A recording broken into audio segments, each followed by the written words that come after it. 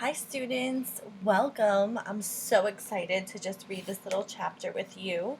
Um, One Crazy Summer. I hope you're loving it as much as I am.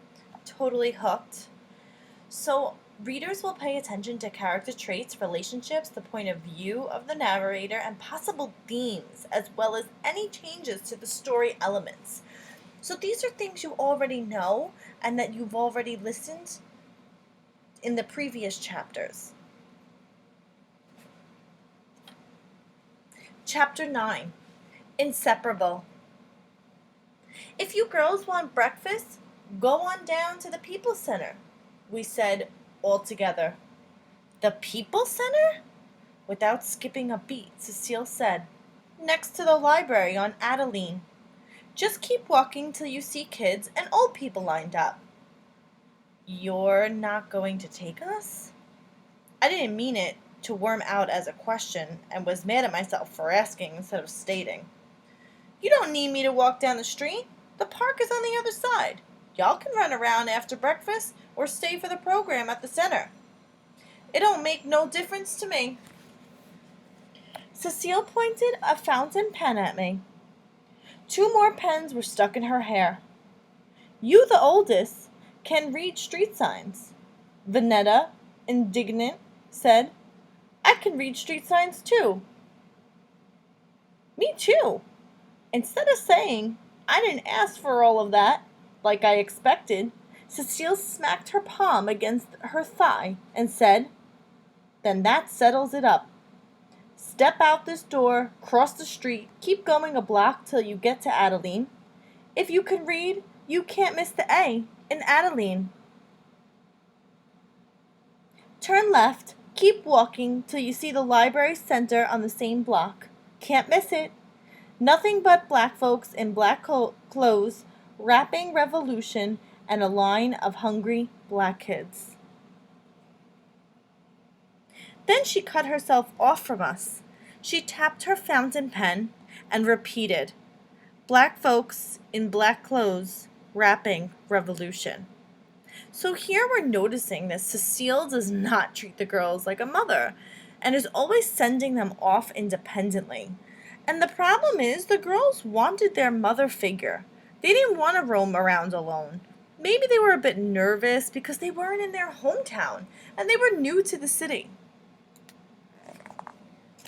We had Black Panthers in Brooklyn.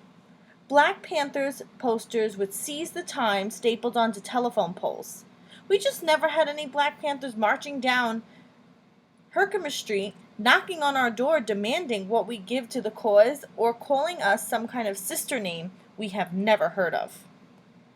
My sisters and I didn't make a move toward the door. We couldn't believe our ears. Our crazy mother was sending us outside to find militant strangers if we wanted to eat. She said, wait.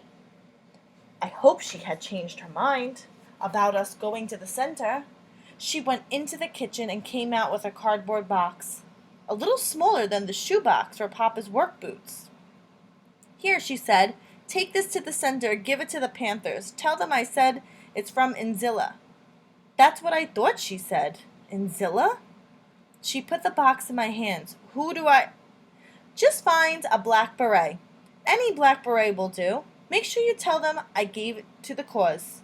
You tell them, don't come knocking on my door asking for my materials. I knew I wouldn't be telling no Black Panthers what Cecile said. That she gave to the cause and not to come knocking on her door for her stuff? I just took the box and nodded because that's how you treat crazy people. You nod and count down 27 days for crazy to come to an end. Vanetta and Fern looked at me for what to do next, and Cecile noticed this.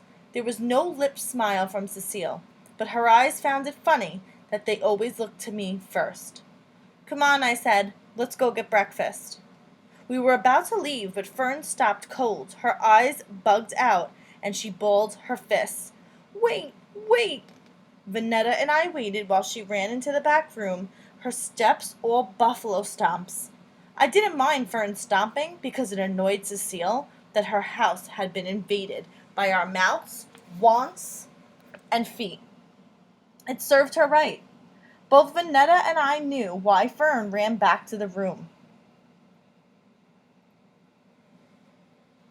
So here we're noticing that the girls seem a little taken back and confused by the mom's demands. Like, why is she giving things to people? Why is she telling them what to say? And I'm kind of wondering why they call her by that name and why she has to donate.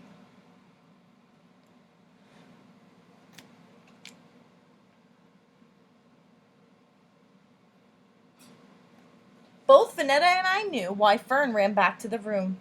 We'd been seeing this go on for years. Fern returned with Miss Pattycake in tow. From her look of disgust, I believe Cecile would have spat on her own floor if she wouldn't have had to clean it up. Aren't you too big to be dragging that thing with you? As far as I was concerned, Cecile had nothing to say about Fern and Miss Pattycakes. Miss Pattycake was there when Cecile wasn't.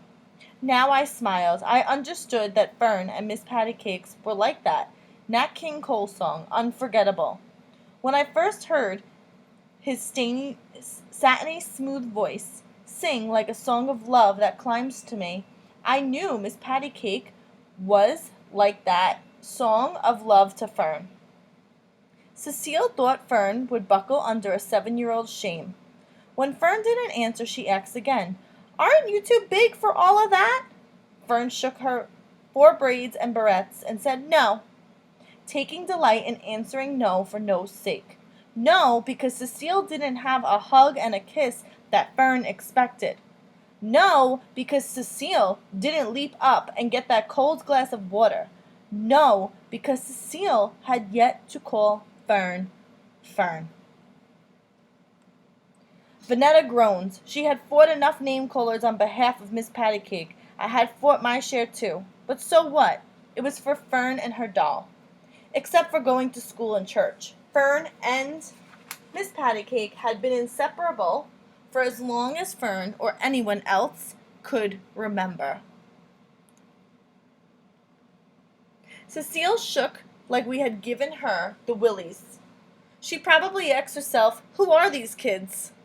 There was no use in standing around for a long farewell and a list of do's and don'ts. We weren't leaving Big Ma.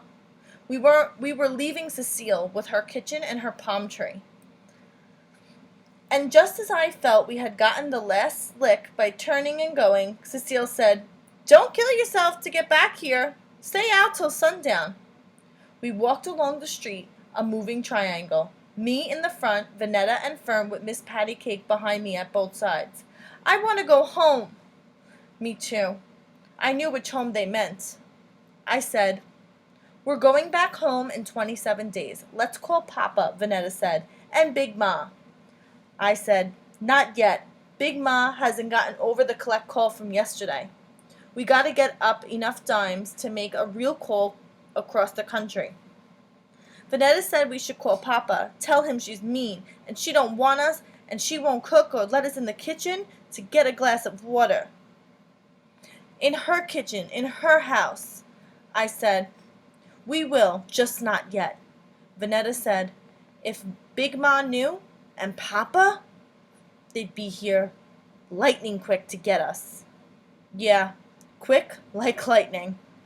I said, "Well, we need a lot of dimes." So the sisters really seem to be sticking together and coming up with a plan because they mentioned they will need a lot of dimes. I am thinking they may find a way to reach their Papa and Big Ma. And they want to go home. They are far away from Big Ma and Papa, and they don't like the mistreatment that they're getting. Seems like they're a bit neglected. They can't go in the kitchen. They're really having a hard time, especially when they hardly know this woman who's supposed to be their mom. So they're going through a lot as characters. So make sure you're paying attention to those characters' relationship and character changes. So let's think about who was in the chapter. So Delphine, Vanetta, Fern, Cecile, Miss Pattycakes. What seems important? Well, the girls definitely don't want to be with their mother, Cecile. Cecile wants nothing to do with them either, and they are far away from their Papa and Big Ma, and they have to do a lot of things independently.